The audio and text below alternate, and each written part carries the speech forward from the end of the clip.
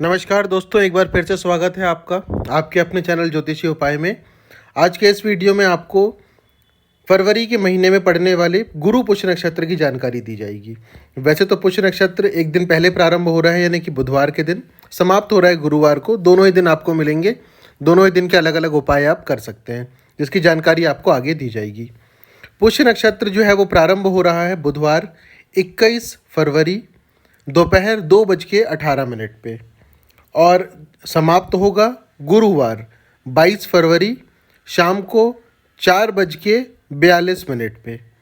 इसके अलावा गुरुवार के दिन दो और विशेष योग भी आ रहे हैं। पहला है अमृत सिद्धि योग, जो कि प्रारंभ होगा सुबह 6:38 से और समाप्त होगा पुष्य नक्षत्र के साथ, यानी कि 4:42 पे। उसके साथ सर्वार्थ सिद्धि योग भी है, जो प्रारंभ होगा सुबह 6:38 से और ये भी समाप्त होगा पुष्य नक्षत्र के साथ शाम को 4:42 पे। ये वो योग था या ये वो समय था जब गुरु पुष्य नक्षत्र भी आ रहा है, यानी कि गुरुवार को सूर्योदय से लेकर के दोपहर 4:42 तक का जो समय रहेगा वो गुरु पुष्य नक्षत्र या गुरु पुष्य योग के अंतर्गत भी आएगा। क्योंकि गुरुवार और बुधवार दोनों ही दिन पुष्य नक्षत्र की तिथि है, तो उपाय भी आप दोनों ही दिन कर सकते हैं।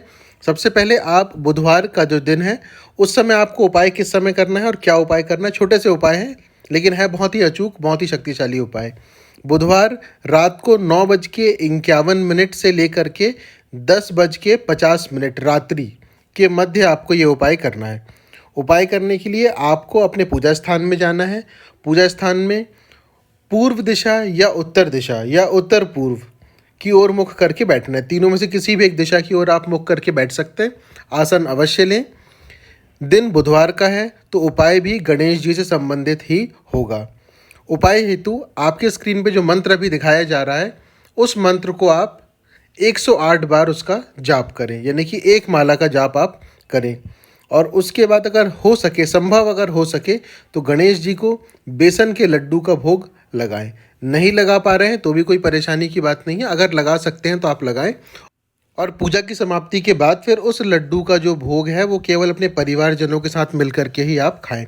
अब जब आप मंत्र जाप कर रहे होंगे, मंत्र जाप करने के बाद में हाथ में अक्षत लीजिए। अक्षत लेकर के आपसे पूजा में जो भी गलती हो गई हो या जो कमी रह गई हो उसके लिए गणेश जी से आप क्षमा याचना करें और उन अक्षत के दानों से आपके द्वारा जो भी कमी हो गई हो या कमी रह गई हो उसे पूरा करने या समझने की गणेश जी से आप प्रार्थना करें और उन अक्षत के दानों को वहीं किसी कटोरे में गणेश जी के सामने छोड़ दें, अपने पूजा स्थान में ही।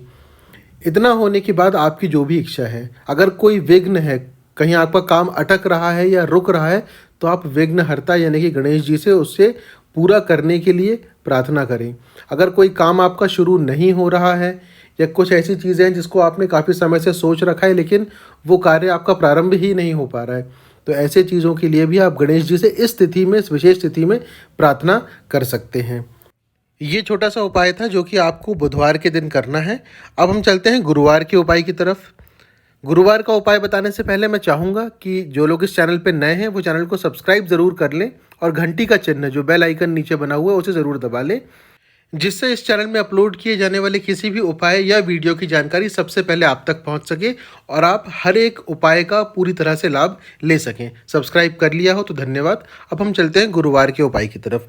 गुरुवार का जो उपाय आपको करना है, क्योंकि पुष्य नक्षत्र की जो तिथि है वो केवल दोपहर 4:42 तक के ही है, गुरु पुष्य नक्षत्र भी है, तो ऐसे लोग जो पुखराज धारण करना चाहते हैं, जो केले का वृक्ष लगाना चाहते हैं, केले की जड़ धारण करना चाहते हैं, ऐसे लोग इस दिन इन उपायों को भी कर सकते हैं। पुखराज कैसे धारण करना है वीडियो पहले से ही चैनल में है, आप चाहें तो देख सकते हैं, उसका डिस्क्रिप्शन में लिंक दे दिया जाएगा।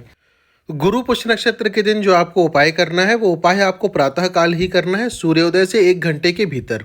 आप कैलेंडर में देख लीजिए कि आपके क्षेत्र में सूर्योदय किस समय हो रहा है, उससे 1 घंटे के भीतर भीतर आपको ये उपाय करना है। सबसे पहले गुरुवार का दिन है तो आप भगवान विष्णु की पूजा से प्रारंभ करेंगे। सूर्योदय के 1 घंटे के भीतर आपको अपने पूजा स्थान में आना है, उत्तर दिशा की ओर मुख करके बैठना है, दीपक प्रज्वलित करना है। भगवान विष्णु का जो मंत्र आपके स्क्रीन पे अभी दिखाया जा रहा है उसका आपको 21 बार जाप करना है। 21 बार जब जाप हो जाए तो वहीं बैठ कर के आपको माँ लक्ष्मी का जो मंत्र आपके स्क्रीन पे भी दिखाया जा रहा है उसका भी आपको 21 बार जाप करना है। एक चीज़ आपको और करना है कि जब आप भगवान विष्णु के मंत्र का जाप प्रारंभ करें तो उस समय एक कटोरी में थोड़ी सी पीली सरसों यानी कि राई के जो दाने होते हैं वो आप ले लीजिए और अपने पूजा स्थान में रख लीजिए।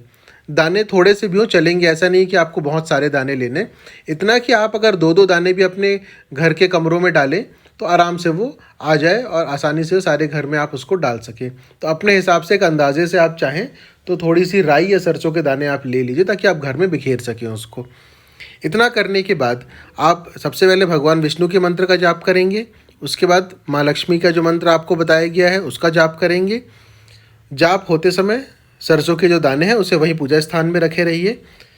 जाप की समाप्ति के बाद आप उस सरसों के दानों को उठाइए और केवल अपने टॉयलेट यानी कि जो लैट्रिन बाथरूम है उस जगह को छोड़ करके बाकी घर के हर एक हिस्से में आप थोड़े थोड़े दाने उसके डाल दीजिए। विशेषकर घर के कोनों में, जैसे आपका जो बेडरूम हो गया या जहाँ आप लोग बैठते करते हैं, सब कमरों के कोनों में विशेष तौर पर राई के जो दाने हैं उसे डाल दें। और डालने के बाद अगर वो किसी के पैर में लग भी रहा है तो भी कोई परेशानी की बात नहीं है। जब कभी भी आपके घर में झाड़ू लगेगी तो वो राई के दाने उसमें सिमट जाएंगे और वो घर के बाहर निकल जाएंगे या फिर उसे घर के बाहर कर दिया जाएगा। इसके 2 फायदे होंगे। पहला तो आपके घर में एक सकारात्मक ऊर्जा का प्रवाह प्रारंभ होगा। दूसरा, जो नकारात्मक ऊर्जा है, चाहे वो किसी भी चीज़ से संबंधित हो, आपके काम अटक रहे हों, धन आगमन नहीं हो रहा है या किसी भी प्रकार की कोई नकारात्मकता है जिसके कारण आपके काम अटक रहे हैं, रुक रहे हैं, उन सब चीज़ों में आपको एक सकारात्मक परिवर्तन देखने को मिलेगा। तो ये राई वाला छोटा सा उपाय था जो गुरु पुष्य नक्षत्र के दिन विशेष तौर पे किया जाता है, ये आप कर सकते हैं।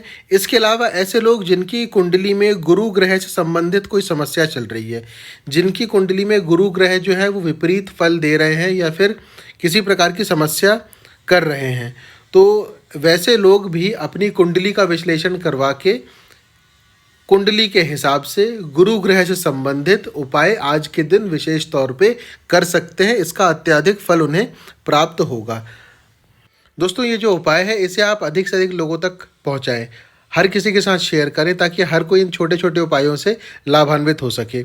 ऐसा नहीं है कि आप एक ही दिन कोई उपाय करेंगे और एकदम से आपके अंदर बहुत सारी चीज़ों में परिवर्तन आ जाएगा, लेकिन ये है कि परिवर्तन धीरे धीरे आना शुरू होगा।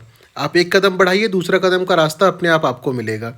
आपको किस तरीके से आगे बढ़ना है, जब पहला रास्ता आपको मिला है, पहली सीढ़ी मिली है, तो धीरे धीरे आप आगे और बढ़ेंगे।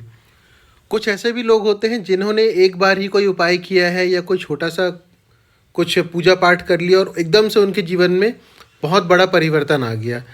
बिल्कुल होता है ऐसा। और कुछ ऐसे भी होते हैं जो लगातार काफ़ी समय से पूजा पाठ कर रहे हैं, उपाय कर रहे हैं, लेकिन उतनी सफलता उन्हें नहीं मिल पा रही जितनी उनकी उम्मीद है।